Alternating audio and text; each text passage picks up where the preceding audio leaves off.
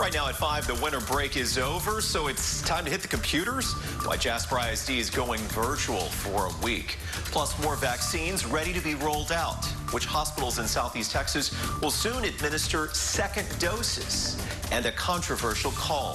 What Georgia's Secretary of State is saying tonight about his phone conversation with President Trump. Good evening, everybody. Thousands of Southeast Texas students and teachers hope that they can safely return to class after the holiday break this week. It'll be a challenge, though, as our region and state set new hospitalization records because of the pandemic. As 12 News reporter Amelia White explains tonight, one district decided to go virtual instead. History proves that COVID cases are bound to surge after the holidays. And with cases already high, Jasper school administrators decided to be proactive. After a long holiday break, Jasper ISD parents won't be shipping their kids back off to school just yet. Instead, they'll be spending a little extra time with them at home, thanks to a recent surge in COVID-19 cases in Jasper County. The county currently reports 238 active cases. That number led Jasper ISD to move to at-home learning for a week. The district took to Facebook over the weekend to say this decision was made out of an abundance of caution. The school said several staff members had either tested positive or were quarantined. Jasper County Judge Mark Allen says he supports the school district's decision. I think that they've been watching this very close and made that determination over the weekend, which, I think it's a wise choice as they get into things like this. They know better than anybody else what's going on in their own district. Now, Jasper appears to be alone with moving to online learning. Tonight at 6, I'll explain what other districts are doing as students and teachers return. Hear about 2 districts who are removing remote learning altogether. In Beaumont, Amelia White, 12 News. All right, Amelia, classes are set to resume tomorrow, both virtually and on campus for Beaumont ISD. The district held drive-through rapid COVID testing today for teachers and staff who were concerned about exposure over the holiday break. Administrators really encouraged them to get tested before they return to campus. New tonight, Beaumont's Martin Luther King Jr. Day Parade has been canceled this January. Jefferson County Justice of the Peace Ransom Deuce Jones confirmed the news to 12 News this afternoon. The parade was set for next Saturday. The JP telling us that something else is in the works to honor Dr. King's legacy. The decision comes as Texas set a new record for the most patients hospitalized since the start of the pandemic. And as we track those numbers for you tonight, we can tell you ICU beds remain full in Jefferson County. COVID patients account for 46.5% of the ICU patients locally. And as we look at the general beds, more than 26% of those patients have COVID. Now, here's the regional perspective. We can tell you 9 ICU beds available. COVID patients make up 45% of those in the ICU regionally, a really, really high rate there. And more than 24% of the patients in general beds. Factor both of those into the equation, and you can see the overall COVID hospitalization rate for the region remains 25.8%. Well, right now, Texas is starting its 4th week of vaccine distribution. So far, things are moving slower than a lot of people had predicted. For weeks, Governor Greg Abbott and state and health leaders predicted receiving more than 1 million vaccines before the end of 2020. The Lone Star State fell a few 100,000 doses short of that. With another round of distributions today, though, according to the vaccine allocation panel, the state will have allocated about 1 million doses. One panel member says it's a numbers game here and across the country. It's in very limited supply, and we've been messaging that continuously, even in the development of the vaccine and the ultimate rollout and so forth. And it's going to continue to be in limited supply for several weeks and months on the horizon. Today also starts the 2nd week of second doses. Locally, the Medical Center of Southeast Texas started administering the 2nd dose this morning for its healthcare workers. Baptist Hospital will start with the 2nd dose on Friday. According to Dr. John Zerwas, state vaccine distribution data will not include those 2nd doses. Now, despite the state pushing providers to move to Phase 1B, few pharmacies and clinics have been able to make that change just yet. Johnson & Johnson wants to receive emergency use authorization for its COVID vaccine.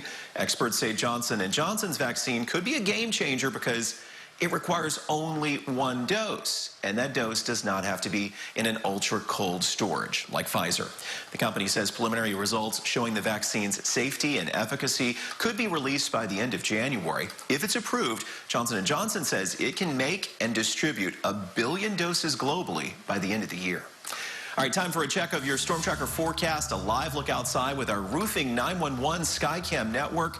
Could it be any prettier? Unfortunately, it was Monday and back to work and back to school for some. A really nice start to the week. Chief Meteorologist Patrick Vaughn in our Storm Tracker Center tonight, looking ahead to some midweek changes. That's right. Day after tomorrow, it looks like we have a pretty good dose of rain coming on in, and it does not appear that it'll be heavy. It does not appear that it'll be severe across southeast Texas, but a pretty good round of rain, a few thunderstorms with our front. Outside right now, anything but nasty. It has just been a fantastic early January day. Current temperatures are in the lower 70s under clear skies and will fall into the upper 50s by 10 p.m. Some patchy fog possible coming up overnight ahead of a front that'll be sweeping through our area. It looks right now, does not look like it'll be thick fog, but more coming up on what we can expect as we head into the weekend in just a few minutes. Let's turn our attention now to new information involving that phone call between President Trump and the Georgia Secretary of State. The call has sent shockwaves around Capitol Hill.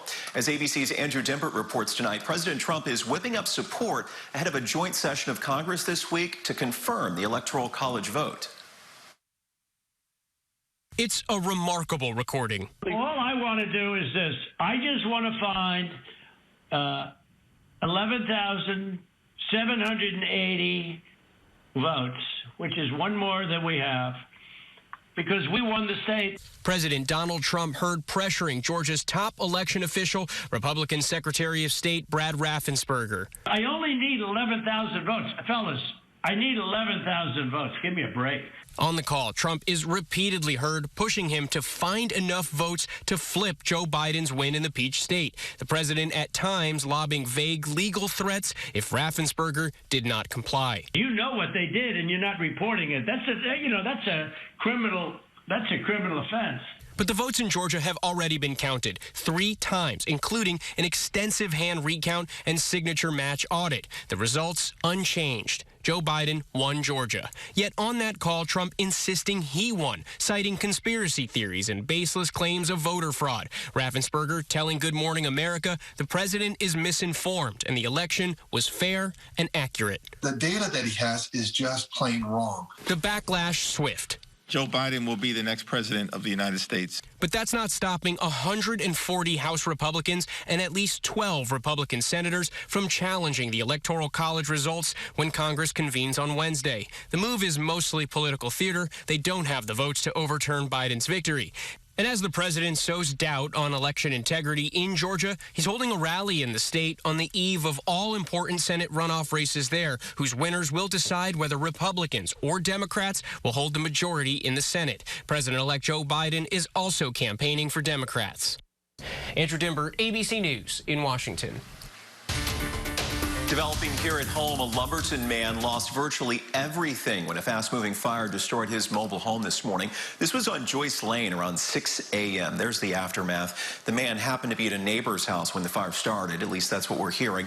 And the neighbor telling 12 News that she heard a pop or some sort of small explosion, and then came the flames. Firefighters from Lumberton and Silsbee worked together to fight this fire. No word yet what caused it. 12 News has learned the name of a man who was killed in an officer-involved shooting in Beaumont. Jefferson County Justice of the Peace Ben Collins identified the man as David Shepard. According to Collins, the 39-year-old was a transient. The shooting happened on New Year's Eve right off College. Police responded to a call about a suicidal man with a gun. After hours of trying to de-escalate the situation, Shepard started shooting, and that's when a BPD officer fired back. That officer now on administrative leave. That's standard procedure as part of the investigation. We have new developments tonight. A woman killed in a Houston shooting early this morning turned out to be the suspect's mother. 25-year-old Joseph Gonzalez is still in custody at the hospital. This all started when a fight broke out in the parking lot of a nightclub around 2 a.m. When Harris County Sheriff's deputies intervened, they say Gonzalez opened fire, shooting 3 of them.